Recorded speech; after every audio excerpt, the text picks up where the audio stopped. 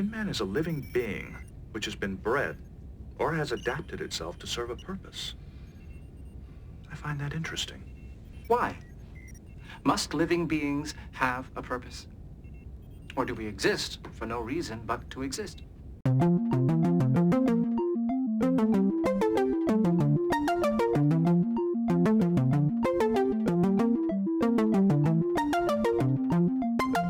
Hello everyone, welcome back to Fully Functional, a TNG podcast. I'm Maggie, joined by Jeff and Dory. Yo.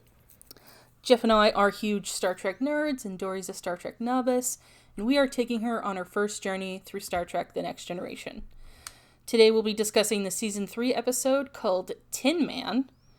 Original air date April 21st, 1990.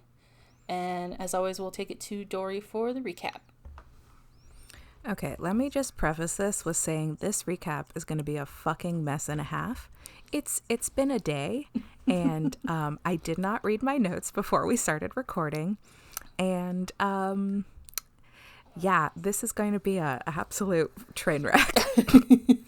So, also, just like, I was so wrong in my prediction. I thought it was, well, I said it was going to be like very Wizard of Oz based. It was not.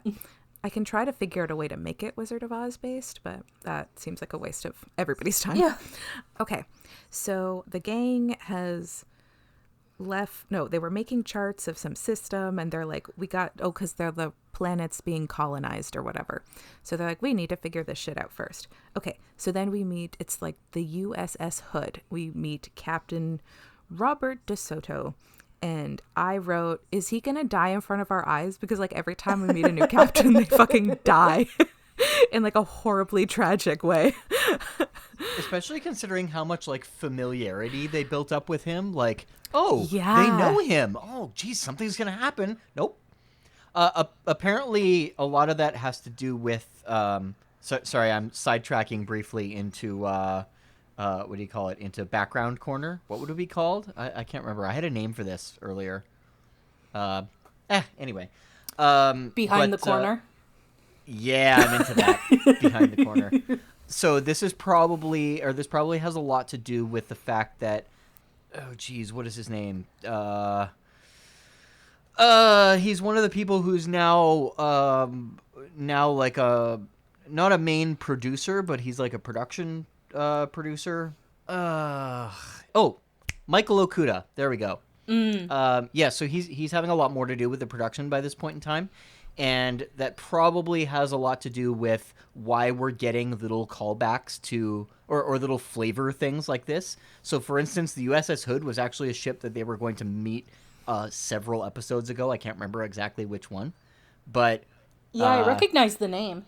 Yeah, me too. Yeah, even though like it's not a name that we have any reason to know. It's just, oh, they mentioned it before. Well, the Enterprise is probably in the still in the same area, so hey, let's reference it again. So little bits of continuity that they're paying attention to, which is really neat because Michael Okuda is real big on continuity within the show. Oh, Do I neat. love him all of a sudden? Did he just become my best friend? I hope so. Michael Okuda is there's a background name for him or for something in the show. Actually, all of the graphics that you see on the ship's consoles and whatnot are affectionately called Okudagrams because he's the one who made them all, and he likes to put little jokes and whatnot in them that only like the cast could see until it was put into HD, and then some of them were actually visible. Good times. Okay. So the USS Hood is bringing this guy. His name is Tam Elbrun, and he is also a Betazoid. Troy knew him when she went to university. He was a patient. Apparently he goes into hospitals a lot for stress, because he's like, Troy says that I think Betazoids typically show their telepathy, yeah. Yeah, when they're adolescents, but he was basically, They get their powers during puberty, essentially. yeah, but in the words of Lady Gaga, he was born this way. Yeah, and that apparently I saw a show the other day who made like kind of a similar joke, but they were like, in the words of Stephanie Germanotta. I just fucking lost my mind.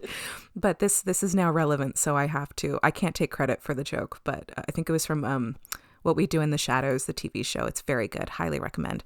Yeah, I can't take credit for that joke. Yeah, so he was like a patient. He's like really talented. He like is a specialist in like first contact shit with like the more like non-human-ish the aliens are, the better, because he's not into people because he can hear them all the fucking time. Yeah, because he's like a super Betazoid.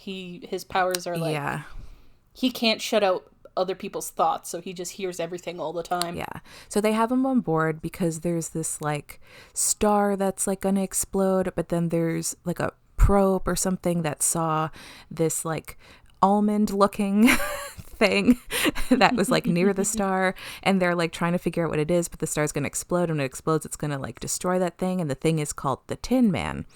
So they've kind of deduced that it's like alive in some way or another, so Tam is gonna like talk to it. Also, something to note is when you write Tin Man so many times over and over again, and especially quickly, I just started to write Tim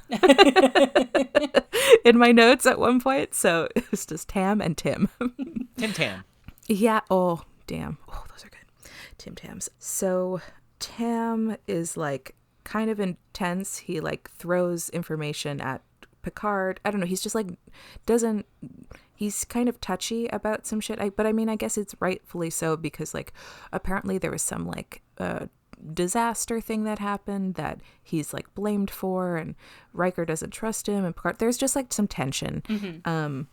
And so they like wait, I don't know. Oh my God, what happens? Ugh.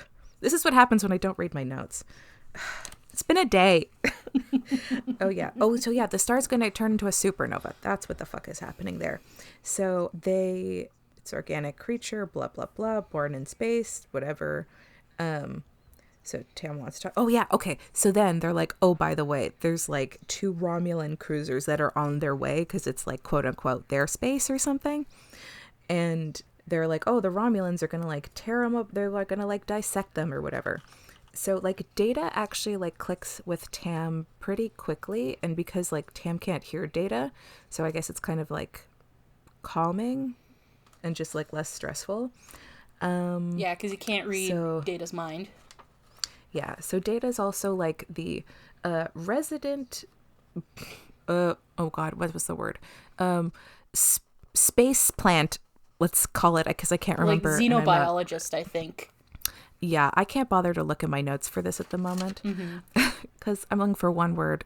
I have 4 pages of notes. It's not going to happen. I'm not going to find it. So like Data's kind of the one in charge of this. So him and Tam are like a good team. And oh yeah, they have like a meeting to like explain this sort of situation. And man, Riker is really not like getting along with Tam. It's a lot. Yeah, so they like, oh, there's also like the sensors. There's somebody following them that's like matching their speed and shit. They're like, is it the Romulans? We'll find out. So then like Troy checks on Tam because he's like, you know, having a rough time. He's on a ship of like 1,000+ people, and it's loud for him. And so he's like, you found your place. I have to like still figure out my shit. Oh, but then he also can like, wait, is this when he can like hear it?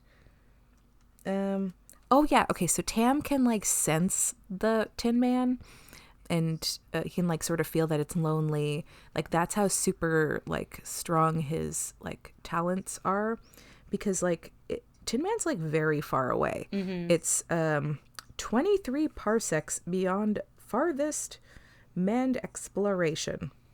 That was on the first page of my notes, so I can see that. So yeah, it's far as fuck. Yeah. How long is a parsec again? Is it? No idea. Jeff, do you remember? Space-time measurements has lost me. I know it has to do with... It's big, I know that. Yeah. Because a light year is how far light travels in a year, and then a parsec is... it has to do with how far, like, a measurement of light speed, but I can't remember. Sort of. No, it's okay, as I recall, it has to do with the direction that light is coming from a star. Is it? Yeah. It's you've lost me. That one sentence. Hold on, let me look it up.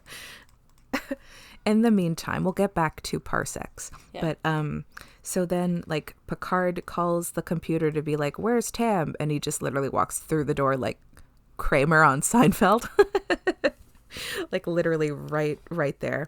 And then like gasp, yellow alert, the Romulan ship like uncloaked and like makes like a run for it for the Tin Man, and they're like, he's gonna like get it, I guess, with like, and they want to make first contact because like they have to get it no matter the cost or whatever. But then like I don't know, Tam like warns Tin Man, and Tin Man fucking loses its shit and has like a donut shape expands around it and like blue light, and then just like spits blue laser fire thing, I don't know, and then it like it fucking destroys the Romulan ship and like hits the Enterprise, and it like knocks it far. It like spins. Oh my god, this is truly my favorite in the 3 seasons we've watched so far. This is by far my favorite like bridge shakeup situation because people are just spinning. It was so funny. That was great. Yeah, just all that spinning was really funny. Oh god, what even happens next? Oh, Dr. C is like, Tam is stressed, and it's like, yeah, thanks, Dr. C, I love you, but like, yeah, no shit. Yeah. Meet. Oh yeah, Picard is like, okay, because the star is going to go supernova like ASAP. So Tam, you gotta tell Tin Man to like book it out of there, just like move because it's gonna get caught in the like fire or whatever. And Tam is like, actually, that's kind of their plan. They're like super bummed. They're not having a great time. They're straight up struggling. They're the last of its kind. And they're like ready to go at this point. So they'd like to just stay. And that was like very sad. And then Picard is like, do you even think about the Enterprise when you were like, telling the Tin Man? I keep calling it the Tin Man, but they don't refer to it as the Tin Man. No, they just keep saying Tin Man. Yeah, I'm used to Wizard of Oz Tin Man, and I think I just always called him the Tin Man. Anyways, so, oh yeah, there's also, they mentioned this guy Russell twice in the episode. He's in engineering. I don't know. Geordi does like a bunch of engineering shit in the scene, and I truly could not tell you what the fuck was happening. There was something about like shields. I couldn't tell you, but he like called on Russell. And Russell, I thought the whole thing with Russell was really funny because it's really clear that Russell was an extra. He was a named extra, but he was just an extra because he wasn't allowed to have any lines. He just sort of like would make a face. And actually the second time that Geordi spoke to Russell, I didn't know which guy was Russell, because there was a guy that was beside Geordi, and then he moved, and then you see, oh, there's a guy behind him who's looking up to answer to Russell, I guess. And I was like, there's so many of these brown-haired guys on this ship, like truly anybody could be Russell. And also I don't remember what he looked like the first time around, but yeah, so 2 Russell mentions, whoever Russell is. Oh yeah, then they're like, is Tam a liability? Let's debate. And Troy thinks that like, okay, I've confused myself because I am now picking at my notes, but I've written Tim a bunch of times. And now I can't tell if I just wrote Tam badly or I did write Tim. So I'm confusing myself. Yeah. So then the Romulan ship, they're like, hey, we fucking want that ship. We will, the Tin Man blew up the other ship, so we're gonna fucking just take it in revenge. And Picard's like, or we could not do that. So then like Picard sends Data and Tam to Tin Man, and they're like walking through like a hallway that basically looks like what I assume the inside of an intestine looks like. Yeah, it's gross. It's pretty fucking gross. And then they like Tam's like hand disappears into the wall, and I was like half expecting him to fully just fall through.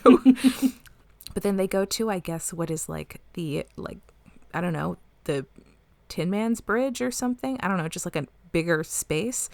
And then a chair somehow like forms from the ground, and Tam like sits in the chair, and then like the skylight opens, and it's like, what the fuck is happening?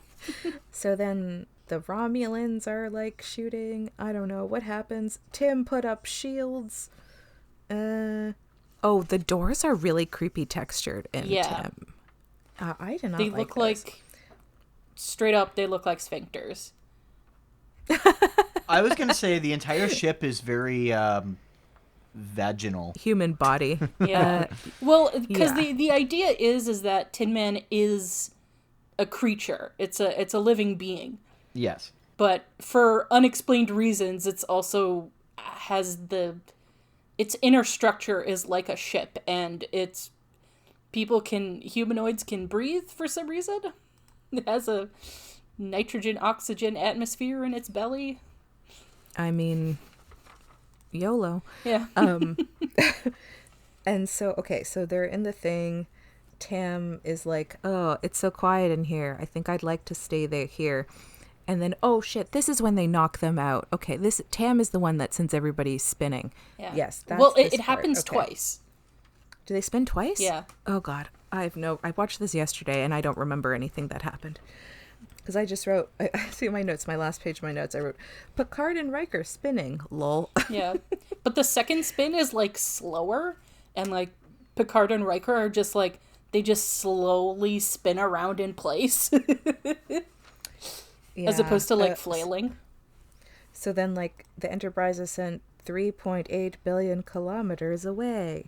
And I guess it's just like Tam and Tim needed each other and they're gone, I guess. I like to think they're just hanging out, floating around quietly together. Yeah. And then Troy and Data have a really nice scene at the end, and I remember liking it, but did I write any notes about it? No, I didn't, because I didn't want to start at page 5. So I just wrote Troy and Data, end scene, and then a heart. So take that with whatever. I don't know. It was nice. Can't tell you. I don't remember what happened in it, but I remember that I liked it. Yeah. So that was definitely the most sloppy recap I've ever done. Nice. That's all good. So I was partially right about the size of a parsec. It has to do with parallax. What is that? Yeah, What I read is- that it's like, what is it? It's 206,000 astronomical units. It's about a little under 3.5 light years, I think. Yeah. I think it's like 3 point. Oh, yeah, sorry, it's about 3.26. 3.25 light. Yeah, so 3.25 light years roughly, and it has to do with what do you call it? With angular parallax between where how much something moves in 1 arc second. Mm-hmm. Which is like a fraction of a degree. It's how much Earth moves in 1 second around the sun.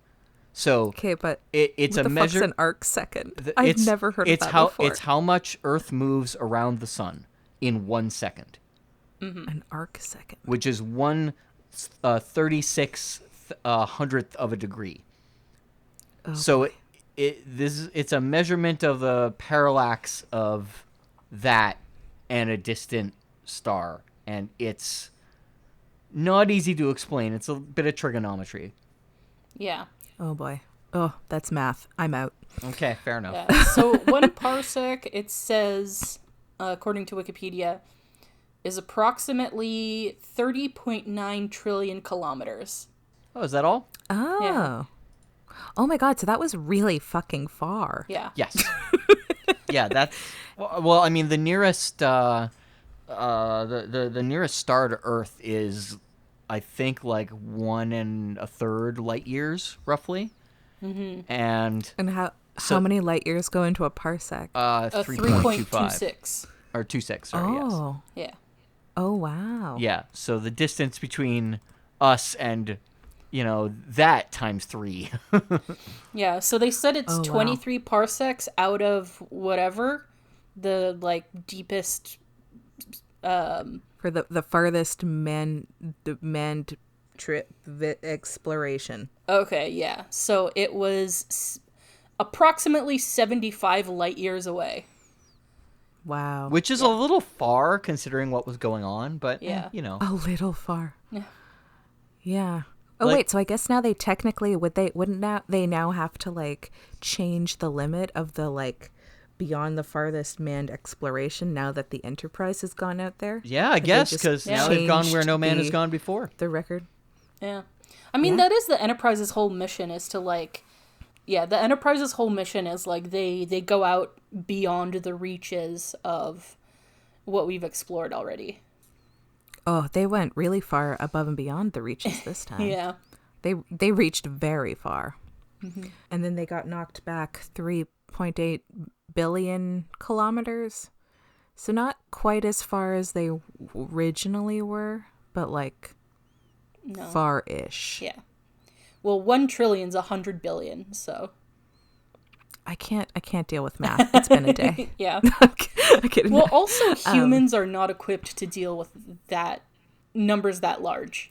No. Yeah. There's a video I saw a couple years ago on YouTube or Twitter or Facebook or somewhere on the internet where people are trying to get you to understand how much how much money these really rich guys have, like Jeff Bezos, and it was the guy did it by measurements of pieces of rice. Oh, and yeah. It was truly wild to just see the because he's the billions or something worth at this point, and just to see what is a millionaire, what 1 billionaire rice equivalency, and then what Jeff Bezos is worth, and it was too much. Yeah. Imagine counting all But that also- out, though. Holy shit. Oh my god, that's truly a fucking nightmare. Yeah, I think so. I'm pulling these out of my ass, but I've seen things like that before. But it usually goes like this. It's okay, 1 grain of rice is $100,000. Here's $100,000. Here's a millionaire, and it's a decent pile of rice, and then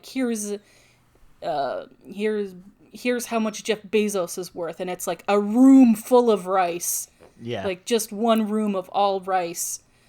And it just shows you how much more money he has than everybody else. And anyone who is a billionaire also, how much more they have. It's too, nobody should be a billionaire. No.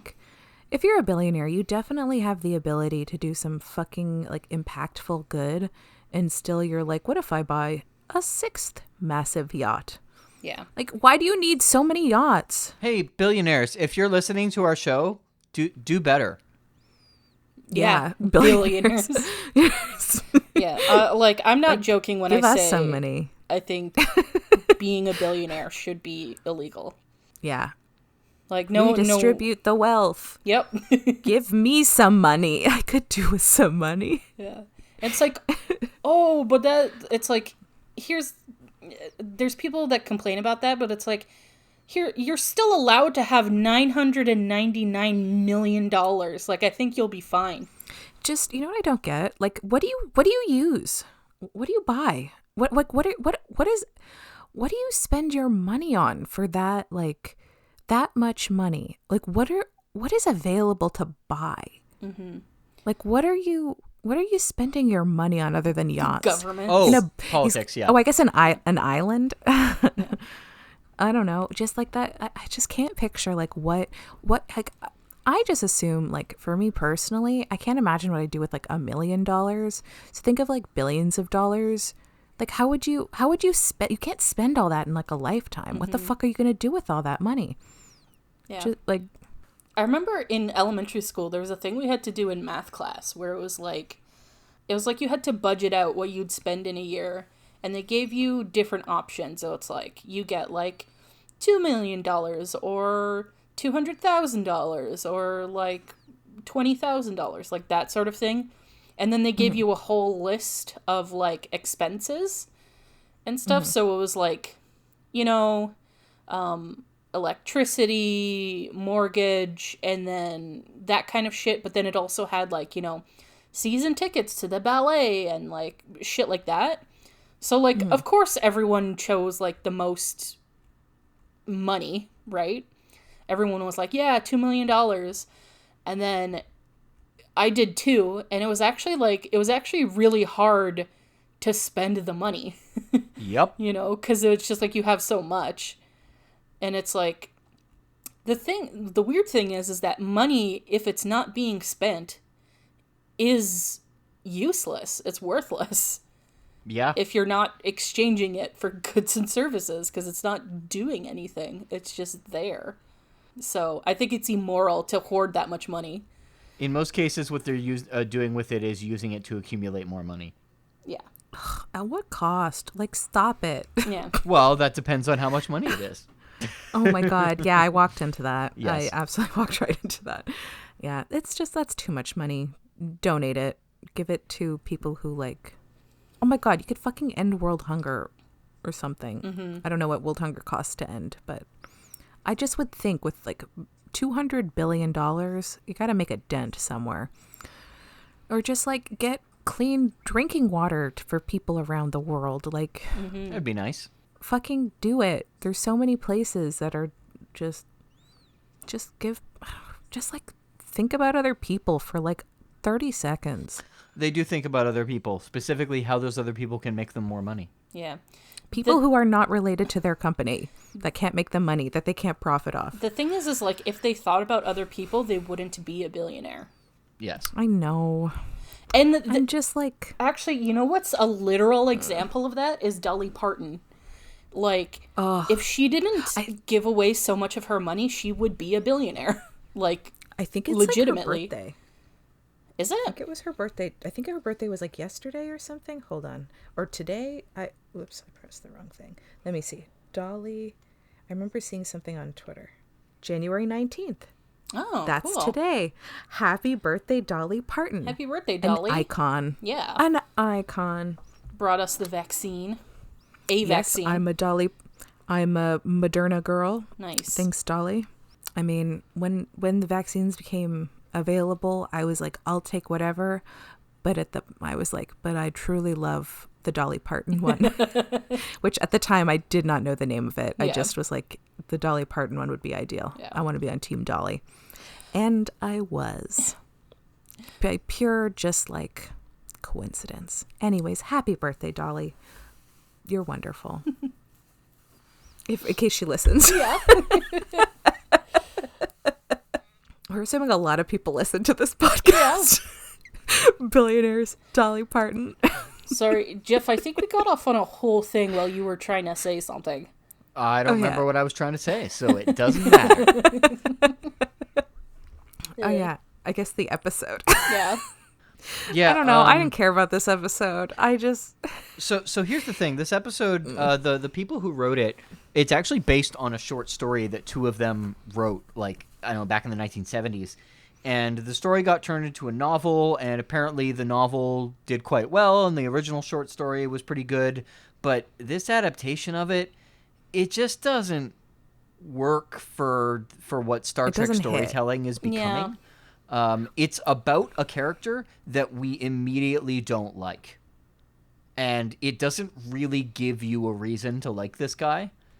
And I just don't really want to see him succeed all that much in the end. I just kind of want him to go away, which luckily he does, very anticlimactically. But also, the whole thing about the alien, they don't really build that up in a way that inspires awe, I don't think. Yeah. And I know they want to, but I don't really think they succeeded at that. And actually, looking at the background info afterwards, the director agrees with that. He doesn't think that they managed to pull that off. And it's just, the episode is fine. There's nothing inherently wrong with it. It's just not very interesting to me. Yeah, it's fine. You know what, though? I didn't dislike Tam.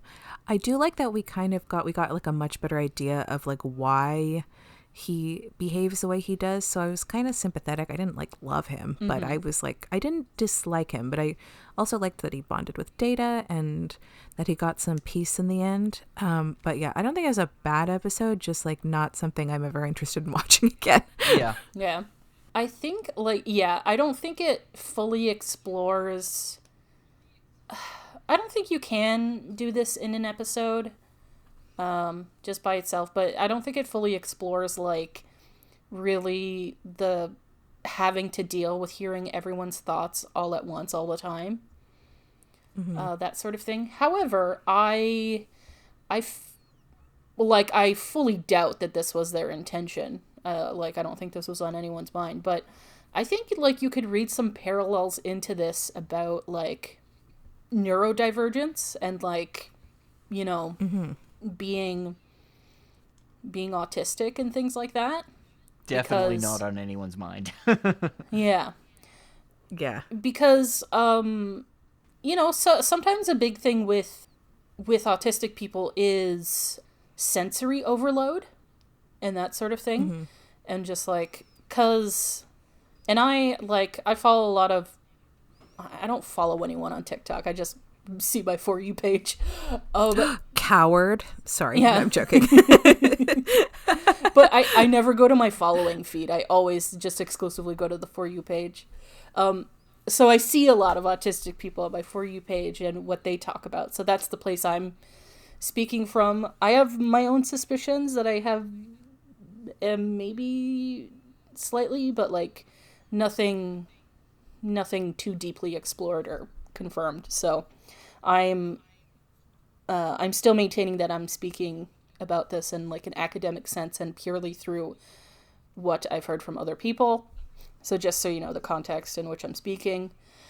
A common thing is, like, some autistic people will, like, be able to hear electronics, like, especially lights, when other people can't really hear it. You know how you can hear, like, the buzzing of, like, a fluorescent light and stuff like that? That can be, like, extra loud to autistic people, or anything that has, like power going to it. They can hear the buzzing sometimes. And this is not all, but some. But it's a common thing I hear brought up a lot. Also, like, you know, just sensory issues with different fabrics and clothes and stuff like that. So yeah, so you can draw some parallels with Tam and sort of, you know, being overloaded sensor-wise in real life. And I think Data also obviously can be read as neurotypical, also, you know, possibly autistic, that sort of thing. So it's like, it's interesting. It can be read as, like, two neurodivergent people, like, bonding together, you know? That's it's a good like point. Yeah. Yeah, which I think, because I really like the conversation he has, like, with Data in his quarters, being like, he's talking to Data about, like, oh, do you, like, you know, does it bother you that I can't read your mind? And he's like, well, maybe there's nothing to read. Like, maybe it's just, you know, just, like, circuits and algorithms and whatever. And he says, and Tam says, it's like, maybe you're just different. And he says, like, it's not a sin, you know, to be different.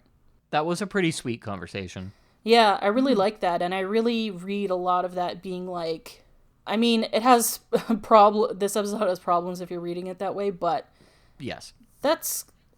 I see parallels to that kind of situation of just, like, you know, an autistic person that's found a way to function in what's referred to as allistic, which is someone who is neurotypical or not autistic, to function in an allistic society, and one who really has trouble managing.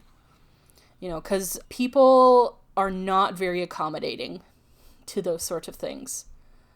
Where it's like, oh, just learn to deal with it, instead of like, hey, maybe we can make some accommodations for you, you know? Anyway, I don't know if that's it. I don't know how to end. Okay. Like, Fair. that's it. That's my point. I just made some word salad.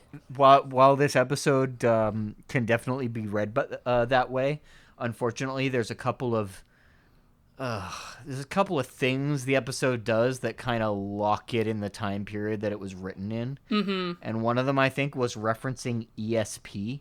Oh, and I'm just like, guys, like that was going out of style when you said it here. Fuck's sakes. Yeah. But Well, I mean, he's a anyway. telepath, so it makes sense. I know, it's just it's a thing that was like big in the 1960s and 70s, and then by the 80s it was starting to flounder. Fucking Ghostbusters made fun of it. Yeah. And that was years before this came out. Another way you can read it, because I have to read my own trauma into things, is sort of someone who's driven themselves crazy by being hypervigilant. So, like, me personally, an example is, I've gotten better with this, but I used to be so obsessed and so hypervigilant with how people were thinking and feeling around me to make sure, like, no one was upset, or like that I wasn't being weird or something, or that people didn't think I was weird. So it's like you get really, really obsessed with how people are perceiving you, you know. And his is a more direct thing where he literally can hear how people are perceiving him. Right. But there's people who don't actually hear what's going on, but their mind is really focused on it. Right. And you can have that same sort of like stress and like sort of negative coping behaviors and stuff that he has, like how he acts like a dick to keep people away from him. Yeah. I mean, also when he blew up at Riker for something that Riker hadn't said. Yeah. Which was... Did you notice that in that moment he called him Billy Boy, which was a really weird way to describe someone? Yeah. I was just like, what? Do you know, only until this moment, when you just said Billy Boy, Jeff, did I realize, oh my God, because his name is William. Yeah. I did not occur to me before until this exact moment. Billiam Riker. Ew. I hate it. It's like, I truly just want to block out Riker's first name. there was something in the episode that actually frustrated me, and that's so at this point the show has kind of firmly established that not firmly established, but it's going in the direction that Troy is really only there to state the obvious. Yeah. And there's a moment when Troy and Data are brought into Picard's ready room, and he's asking them for opinions about this guy. And what Troy says, hold on, let me find the quote. Here we go. The issue of trust is not of his intentions, but his judgment. Yeah, Troy, Picard literally just said that to him in the previous scene, and you were right next to the both of them when he said it. Fuck you. It's so funny because this goes into a big thing on TikTok now is making fun of people who call themselves an empath. Oh my God, good. it's truly amazing. Yes. It's so good. I love this trend. So, like, that's basically what it is with Troy. It's like, oh, I'm sensing this person is angry while they're, like, yelling at you. Now that's a true empath. Yeah. Oh my God. Yeah, it really doesn't get better with her, unfortunately. Yeah. Well, okay, no, that's not true. When she has a standout episode, they're great. There's just very few and far between. And, like, this is an episode that spends a lot of time with her. I don't necessarily think a lot of the time was all that useful. Mm-hmm. She didn't do any growing in the episode. Yeah. Data did. Yeah, I wouldn't have called this a Troy episode. Yeah. This isn't really anybody's episode. I mean, you can make No, an it's argument not. it's a Data episode, Tam. but, like, yeah, it's a Tam episode. It's a Tam episode. Yeah. Which is, I think, the mistake that they ended up going for, because Tam is not a character that you want to sympathize with upon meeting him. He starts off a little friendly in, like, a joking way, but it's clear he's, like, uncomfortable to be around. Mm-hmm. And then they do that next scene where he's all, like, nervous and whatnot in the magic meeting room, and it's just like, this guy is a ball of anxiety and anger. I don't like those things. One thing I guess I forgot to mention in the recap, but there's like an event that happened that like they keep mentioning that they like it's called the Groosta Disaster. Yeah, something like that. Groosta? Yeah, I can't pronounce anything. At least I'm consistent. Heyo. And apparently, like Tam, from my understanding, was like pretty, like, I guess was very sympathetic to. I mean, he was empathing, if you will, the aliens on the planet, and got a little too like invested. And then I guess his captain or this guy Darson was like, I don't know. They're supposed to try to. I don't know, mediate? I don't know. But anyways, he tried to like tell Darson to like do something, but he didn't like persist hard enough, I guess. And then like 47 people died. I don't know. But then like Riker kind of brings it up, and then I think Geordi brings it up, and so there's some tension with that. But then like Tam then like kind of does an outburst of like, I told him to like not do that, but he didn't listen, blah, blah, blah. And that truly goes nowhere. Yeah. This disaster, that thing was like, they brought it up like at least 3 times, and it had nothing to do with anything other than to give like conflict, I guess, between like maybe they make them like not trust him, but it doesn't matter because like it doesn't have any impact on his job. Mm-hmm. or even the plot of the story. So I'm like, why did they create this disaster for it to not matter? Because basically just to give you I think it was like to sort of establish that he's not very stable. I guess it also makes you quite like, because they're like, oh, he's like the best, but it also like that from that story is like, is he the best? I don't know, because then they bring him on to do this like super challenging job or mission rather, and just I don't know, it doesn't make sense. The only thing that they really do to make you think that he's the best is just keep telling it to you.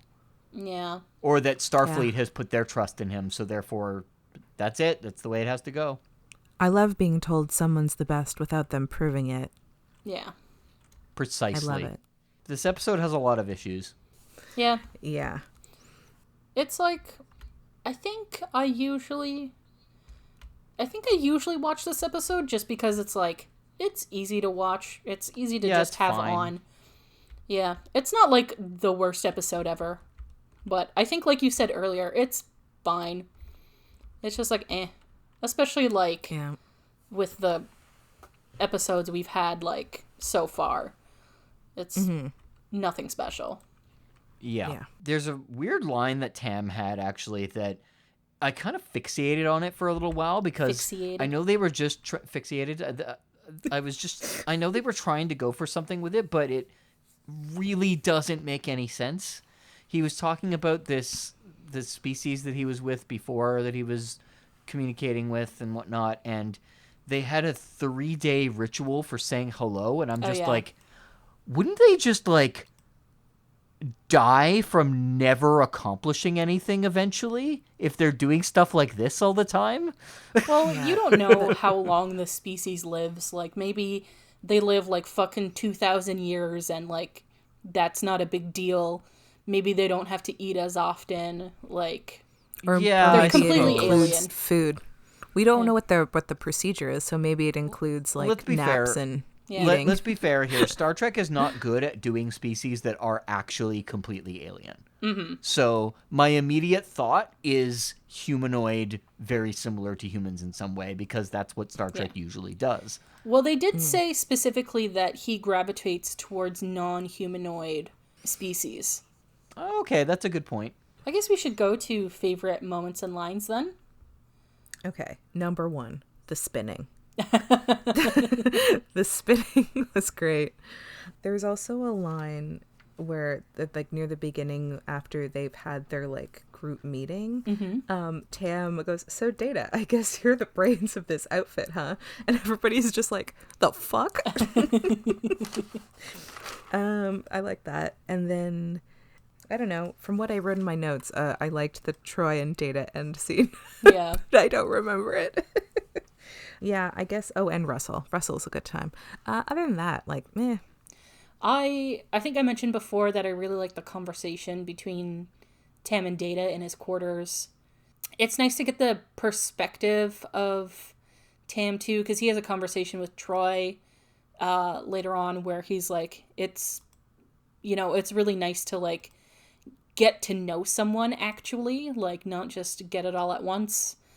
I thought it was funny how he said like it's relaxing to be around Data. And Troy was like, I think you're like the only one that thinks that. Yeah, I think that's it. That's fair. There's not a lot that stands out in this episode, honestly. At least for me. No, there isn't. I actually did like that ending scene between Data and Troy, but What happened in it? I don't remember. It's just what Data's thoughts on it are profound, is what it comes down to. But the thing is that everything else about the episode's ending is anticlimactic. Yeah. And it's like, that's great. Data, you're having profound thoughts, but the episode wasn't about you, so you didn't make a journey in it. Yeah. So it ends up feeling half-baked. Like they went to Data saying something profound in order to have an ending, rather than as a result of the episode's profound thoughts, which is frustrating because, like, the episode had big ideas. It just didn't seem to really explore them very well. No. And that's it. Those are my thoughts. Yeah, so with that, I suppose we should get on to predictions for the next episode. So, next episode, we get to meet a new crew member. Like a temporary or like long term? Long term. Or yeah. oh shit! But it's my like God. he's kind of like a BC character. He's not like That's okay. he's not Superman That's cast. okay. He's kind of a before Christ character. Yeah. Sorry, a what? Because I said She BC. said Before BC Christ? character, so... Oh, Yeah. I was like, okay, so I did hear correct. I just didn't understand what a before Christ character would mean. I get the joke though. Okay, I'm good. Okay, yes. So yes. Okay, I'm ready. So the episode is called Hollow Pursuits. Okay. And in this episode, we deal with a crew member. I mean, I guess you can guess who has a holodeck addiction. Holodeck. More like holodeck, am I right? Oh, okay. It's got to be either Riker or Picard because they're the ones we see and they're the most. I kind of would love it to be Riker because I do find his holodeck shit more fun because it's so weirdly corny, and Picard's tends to be a little bit more serious. Ooh, okay. And then new crew member. Ooh. Oh boy. Okay. I need to think of, okay. This is a lot. This is a game changer. I was almost going to ask for a hint. I'm like, why would I do that? I was going to be like, is the new crew member have something to do with the holodeck stuff? But like, that doesn't matter. I don't need to know the answer to that. I mean, you decide, do they? Oh, okay. Maybe. Okay. I think I have something. Right. Maybe. Okay. I'm going to join my pattern of saying I want it to be Riker, but also thinking it's not going to be Riker, but then it's Riker. Because I think I've done these kind of predictions like 2 or 3 times at this point. Yeah, I prefer a Riker hologram situation. It's just more fun. Except if Data and Geordi want to play Sherlock Holmes, but I know that they don't because copyright. Or the family.